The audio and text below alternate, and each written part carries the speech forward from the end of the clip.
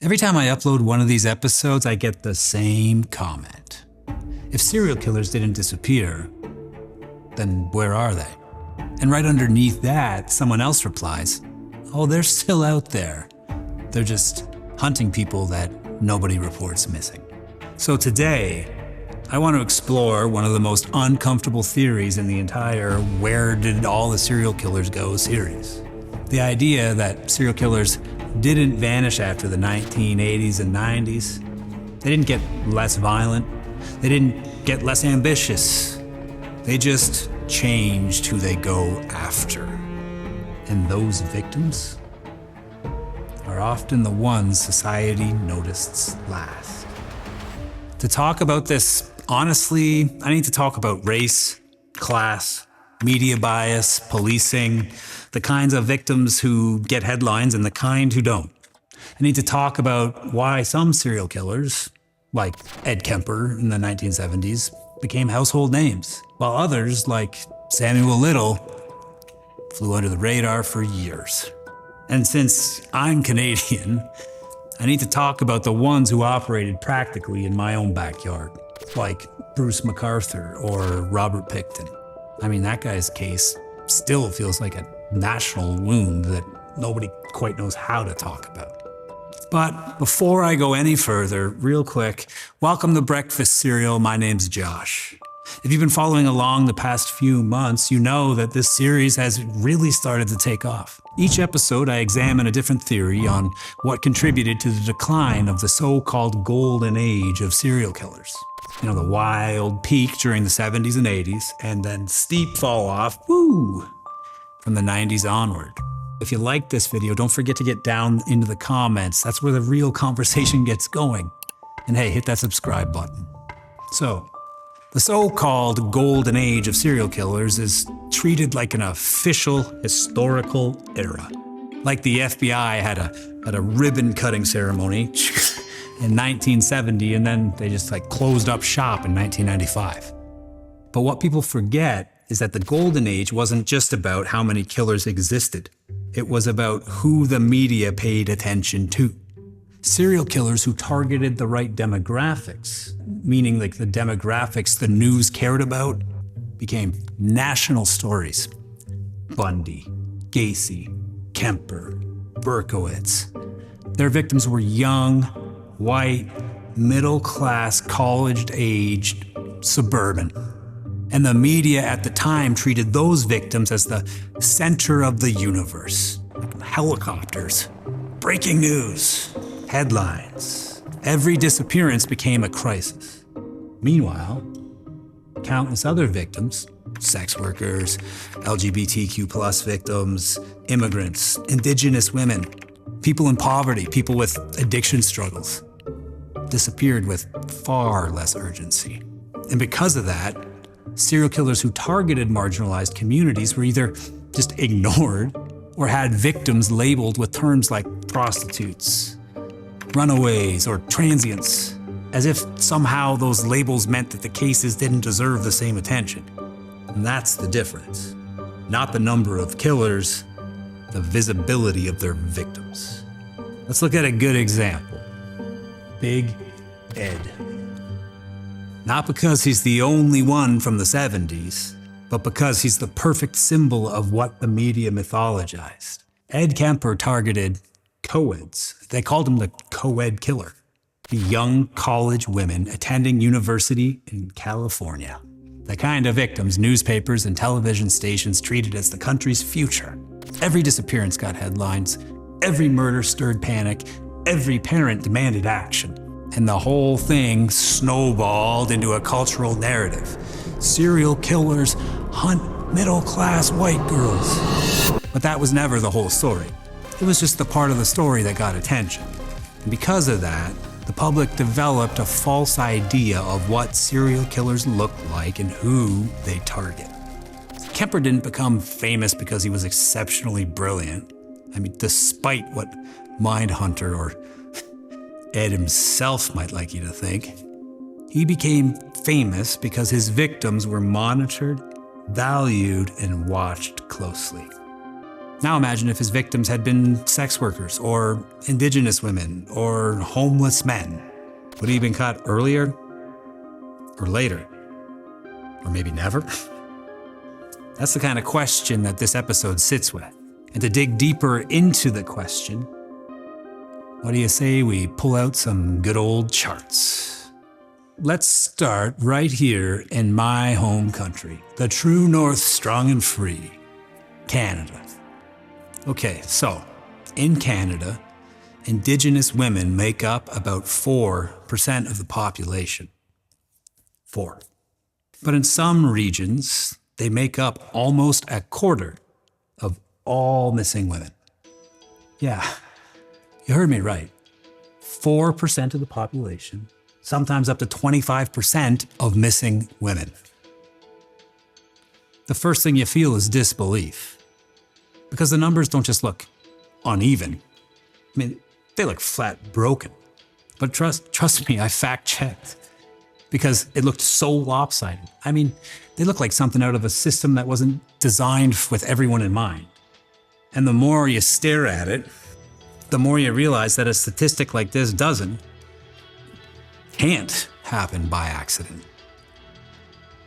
Growing up in Canada, I remember hearing sometimes people talking about the Highway of Tears, almost like it was folklore.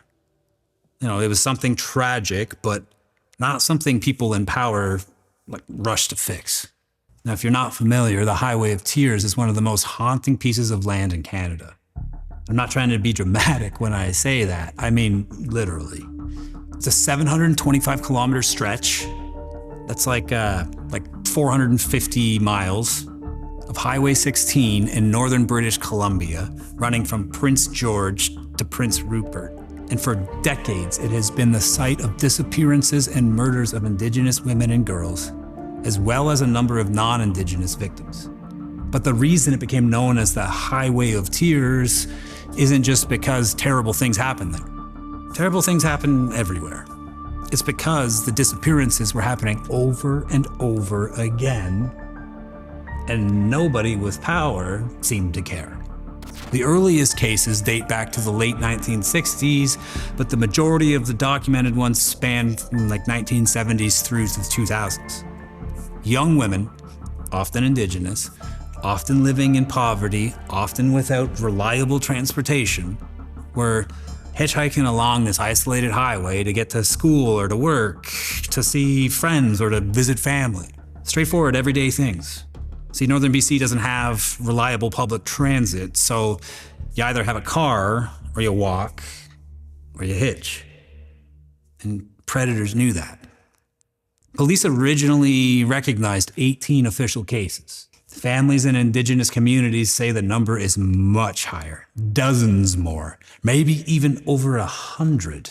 Because not every disappearance was logged, not every missing woman had a file, and not every family felt safe reporting what had happened. And that's the part that's almost most disturbing. Many of these women were already living in a world where their safety wasn't guaranteed.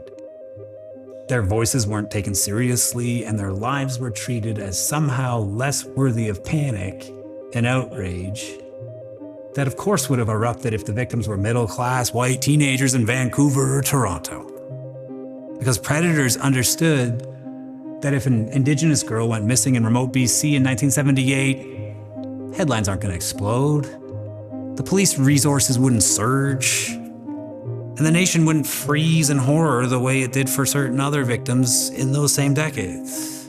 Looking at you, Paul Bernardo and Carla Amoga. Danger thrives in the places society doesn't bother to watch closely. And the Highway of Tears became a perfect example of that. A physical embodiment of the blind spot this entire episode is about. When you look at serial killer patterns, missing persons data, clearance rates, all of it, the Highway of Tears sits there like a grim reminder. If you want to know where modern serial killers hunt, find the places where people disappear and the world barely whispers. Okay, so now south of the border, you got the same thing pretty much going on in the States. The same pattern, only the victims change. If you thought the missing persons chart was unsettling, how about this murder clearance chart? It's actually worse, because this one doesn't just hint at inequality, it confirms it. It quantifies it. It draws a straight line between whose cases get solved and whose cases are left cold. Okay, so this is the clearance rate for white victims. The bar sits comfortably high, often above 70%, sometimes higher. Okay, that makes sense. I mean, murder is supposed to be the crime we prioritize most, right? But then, let's add clearance rates of Indigenous victims, then Black victims, then sex workers, and the bars drop hard. Sometimes into the 40s, sometimes into the 30s, sometimes lower depending on the city. So the question you have to ask, the only question that makes sense, is why? Are these cases inherently harder to solve? No. Are these victims inherently harder to trace? Not necessarily. Are these homicides happening in places with fewer resources, fewer detectives, fewer man-hours being allocated? Actually, often, yes. But let's be honest. A big part of it is urgency, priority, pressure, public expectation. Which cases generate outrage and which generate silence? Killers know this. They've known it for decades. I mean, Gary Ridgway, who apparently may or may not be on death's door at the time I'm shooting this, aka the Green River Killer, literally said he chose sex workers because he believed police wouldn't investigate their disappearances as seriously. Samuel Little said almost the exact same thing. Joel Rifkin too. Serial killers don't pick victims randomly.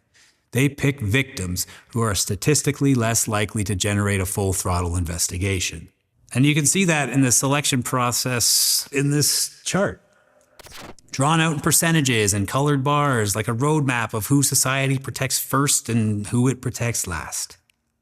Charts and graphs are great, but how about we color it in with a few real-world examples? Let me start with Bruce MacArthur, because that's a case that still bothers me as a Canadian. Between 2010 and 2017, MacArthur murdered 8 men. Most were gay, many were immigrants, many were men without strong family networks, vulnerable for reasons they never should have been vulnerable. His victims were part of Toronto's Church Wellesley village community, and for years, people in that neighborhood begged police to investigate the disappearances as connected.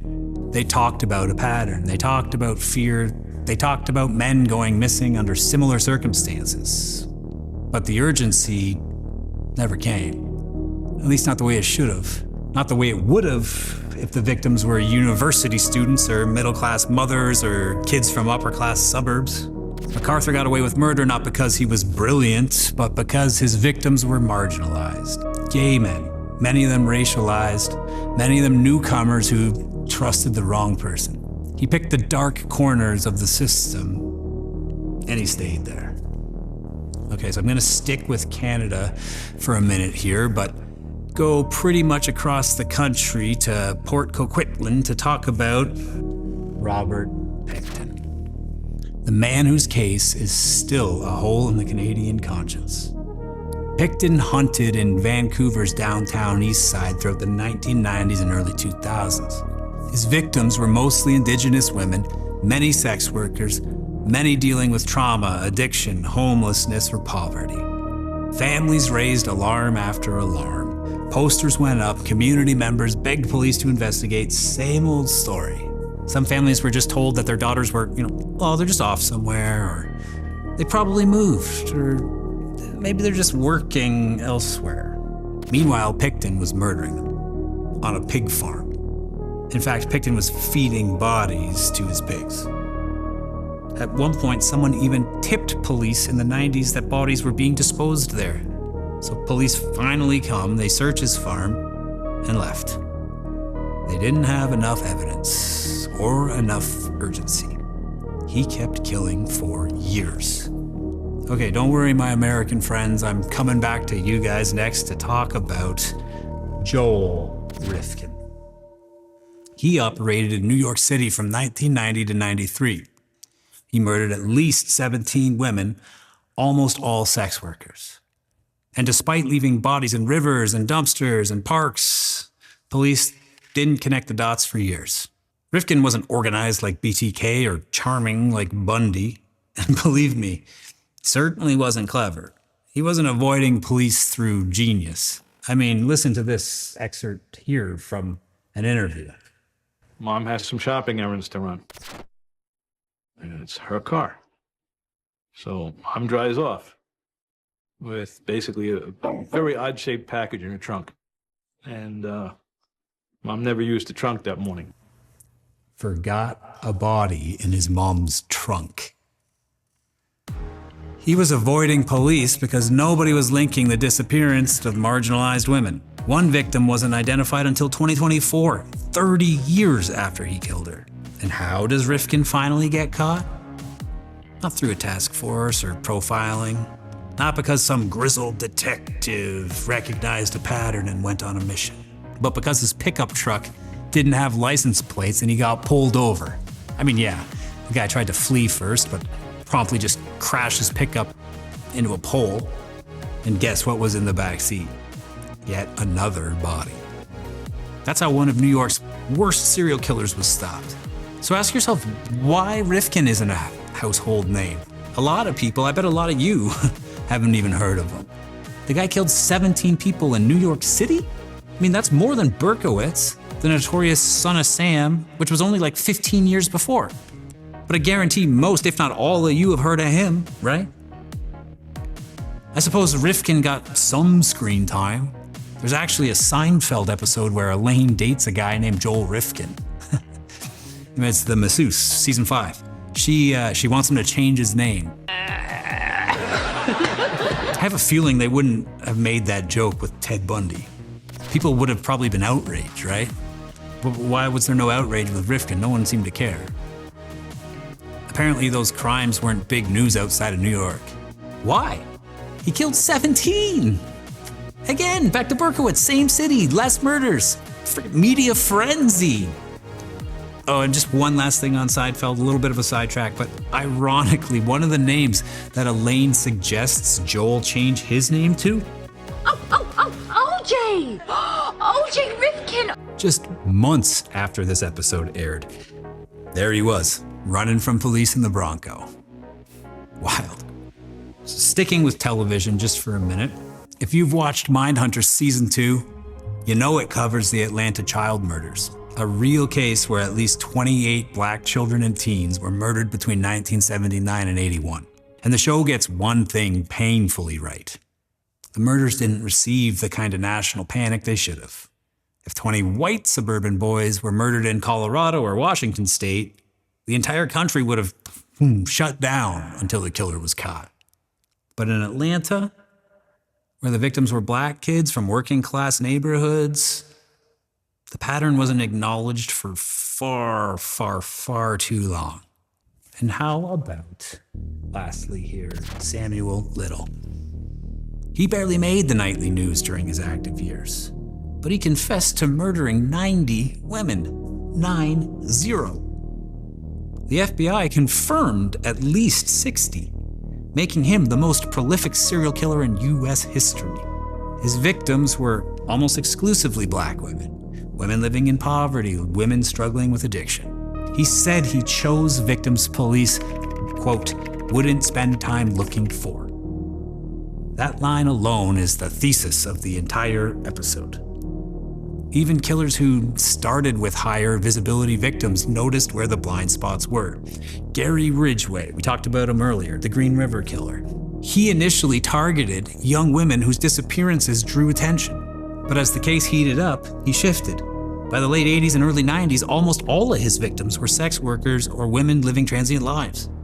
Ridgway figured out that some disappearances triggered citywide panic and others just didn't. All of this brings me back here. Official FBI numbers show a steep drop in serial killers from the 1980s to today. I mean, we've beaten this chart to death the last 6 months or so on this channel. But think about where these numbers actually come from. These numbers rely on solved cases. If marginalized victims are underreported, or if murders aren't linked, if patterns just aren't recognized, then the number of known serial killers drops while the number of actual killers stays constant. It's not that the killers vanished, it's that the detection systems have blind spots. So where did all the serial killers go? They didn't disappear. They just moved from co-eds to sex workers, from suburban moms to Indigenous women, from students to LGBTQ+ victims, from people whose disappearances spark immediate panic to people who don't have the privilege of instant visibility. Modern serial killers don't need to hide. They just need victims society hides for them. If you made it this far, hey, thanks for watching. If you want more of these episodes in the Where Did All the Serial Killers Go series, check out the playlist and drop a comment about what angle you want next. It actually helps shape what I cover. Until then, take care of yourself, cornflakes, and each other. I'll see you in the next one.